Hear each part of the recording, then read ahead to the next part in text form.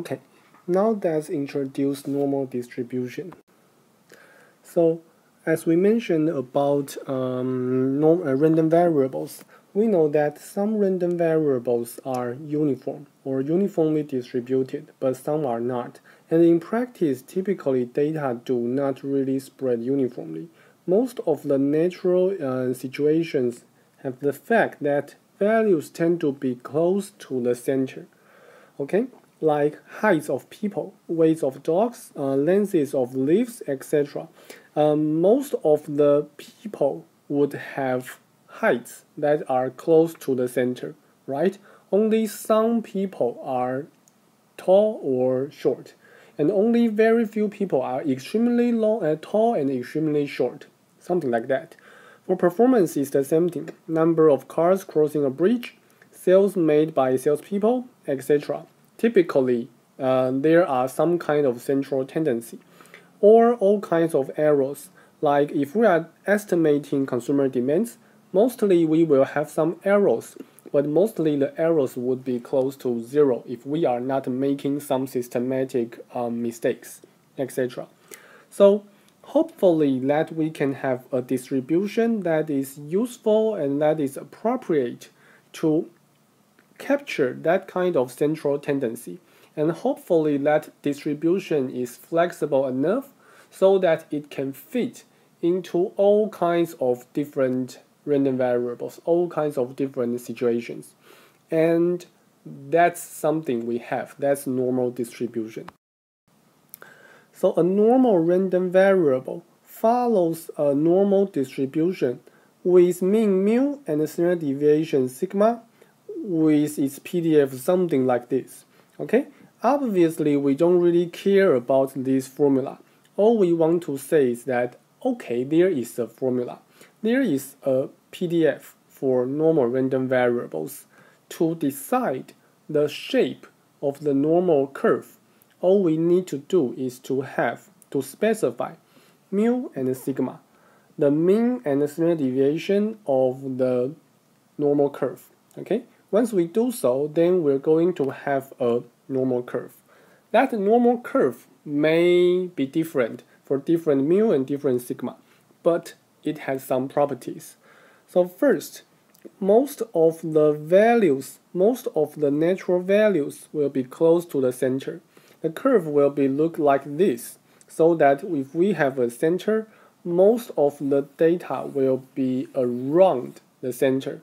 Okay, we know this curve is the PDF, which is the likelihood. So the likelihood of values around zeros are high and others are low. So that's why values tend to be happening close to zero. Okay, that's the first thing. And also, it is symmetric. So values may be too high or too low, but the probability for being too high and too low are basically the same if we are using the same standard. And we say it's bell-shaped because it looks like a bell. It looks like a bell. Okay, and then mathematically we would write x follows a normal distribution with parameters mu and sigma.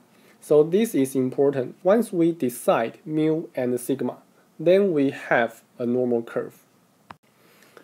The important thing is that if we give you different mu and different sigma, the curve will be different. And we know how to expect the change on the curves. The first thing is that if we increase the expected value mu, then that's going to shift the curve to the right. Like here, we have two curves, one blue, one green. Their center is at 10, or their mean is at 10. But if we change to another one, which has mean 12, then the curve basically shifts to the right. Okay? And that's reasonable because when the mu goes up, the value tends to be high, so the curve moves to the right.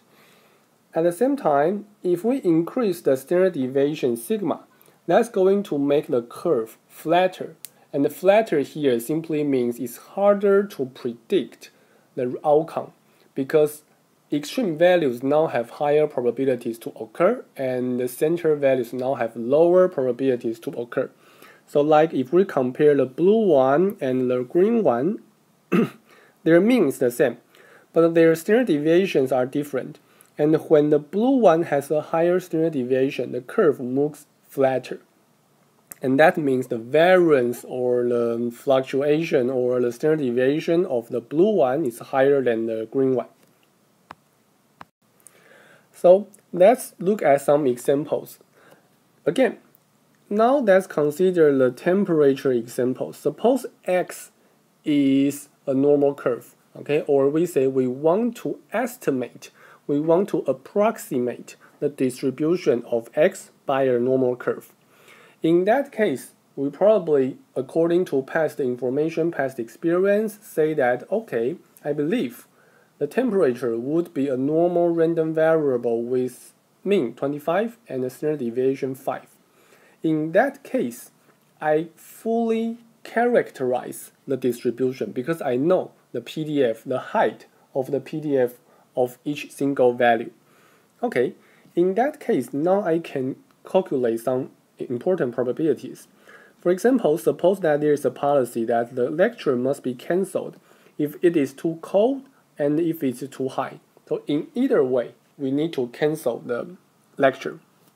If that's the case, then basically we want to calculate the probability for X to be lower than 15 or the probability for X to be 35.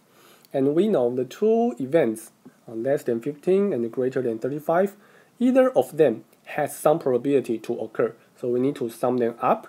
And because this curve is symmetric, right? And the center is at 25. So we know this length is 10 and that length is also 10. So because the curve is symmetric, this part and that part, those two areas must be identical. So the probability for X to be less than 15 and the probability for X to be greater than 35, they must be the same. So we only need to calculate 2 times the left tail probability, and turns out it's around 5%. We're going to, if we want to calculate that number, we just need to use software. So that's not a big deal. But here, the important thing is that when we are asking about this probability, the probability for the lecture to be cancelled, we calculate the 2 tail probabilities.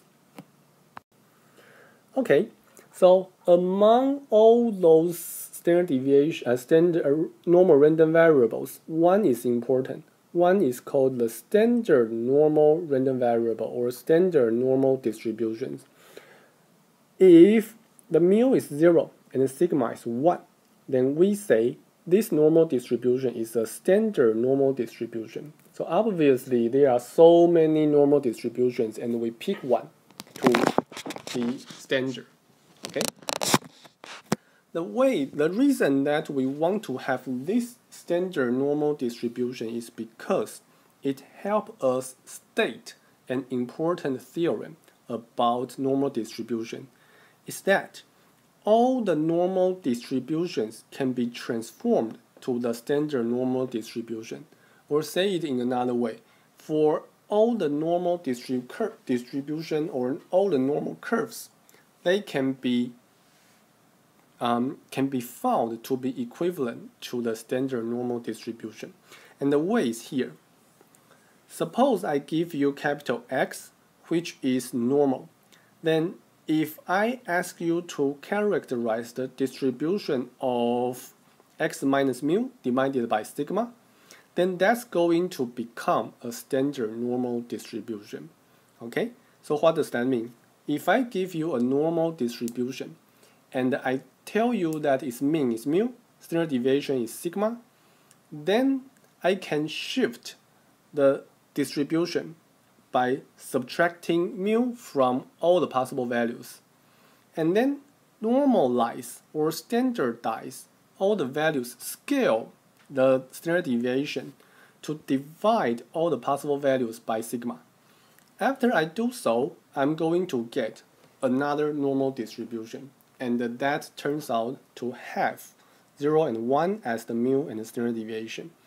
This transformation is called standardization. Okay, let's see some examples. So suppose I have X, which is normal with mean mu and the standard deviation sigma. we know that we have something called z-score, right? And the z-score is x minus mu divided by sigma. It measures how far this value is from the mean, using the standard deviation as the unit of measurements. Okay? For example, if z is 2, then we know the value x is 2 standard deviations above the mean. And we sometimes say that x is 2 sigma above the mean. And sigma just means standard deviation, right? So in that case, we probably want to ask, well, is 2 sigma above the mean? Is it far or is it close to mean? I don't know. Or I want to ask, well, what's the probability for some value to be that large, to be 2 sigma above the mean? I want to know that. So let's consider these two examples. Suppose I have x, which is normal, with mean 100 and the standard deviation 20. So that's a normal distribution. And y is normal, but with mean 90 and the standard deviation 10. Okay? So I have two normal curves. For each of them, I want to ask, what's the probability for a value to be 2 sigma above the mean? Or for x, I'm asking what's the probability for x to be above 100 plus 2 times 20. Okay? Or for y, I'm asking what's the probability for y to be above 90 plus 2 times 10. Okay? I want to ask what's the probability. And the interesting thing is that given the standardization result, the standardization theorem we mentioned in the previous page, we have this. What's this? The probability for the variable x to be 2 sigma above the mean is this one. What's this? This is to subtract each term by 100 and divide each term by 20. Okay, so we can see this equation is indeed true because we are doing the same thing for the two sides of the greater than or equal to. And then that just means what? The left-hand side can be expressed as a normal random variable, and the right-hand side can be expressed as 2 because that's the outcome of the equation. For y, we can do the same thing, and turns out it's also 2. So what does that mean? That means these two probabilities must be the same. These two probabilities must be the same. Or if we try to visualize it, x, suppose it's something like this. Okay, so here is 100, and the standard deviation is 20. If I'm going to plot y, I know its mean is going to be smaller, and it's going to have a higher central tendency because the standard deviation is smaller. So I probably have a curve like this. Okay, the mean is at 90, and it's more centered instead of dispersed. And then I'm asking about two probabilities, right? I'm asking two probabilities for x to be 2 sigma above its mean, and for y to be 2 sigma above its mean. And then the probabilities are the same. So a conclusion is that if I'm asking about what's the probability for a random variable, a normal random variable to be k sigma away from the mean, then that answer would be the same for all the normal distributions. Okay? Given any normal distribution, as long as I ask you about the probability for the value to be k sigma away from the mean, the answer is the same. So that means normal distribution in some sense are all equivalent or can be transformed from between each other. Okay, so lastly, consider our classroom temperature example. We know that x is mean 25 and standard deviation 5. And we know the probability to cancel the class is about 5%. Okay, so that means for a normal distributed data set, the probability of being 2 sigma away from the mean is just 5% according to this. Or that means if we are only talking about one tail, okay, being above or below the mean, then the probability would be half of 5%, so that's 2.5%.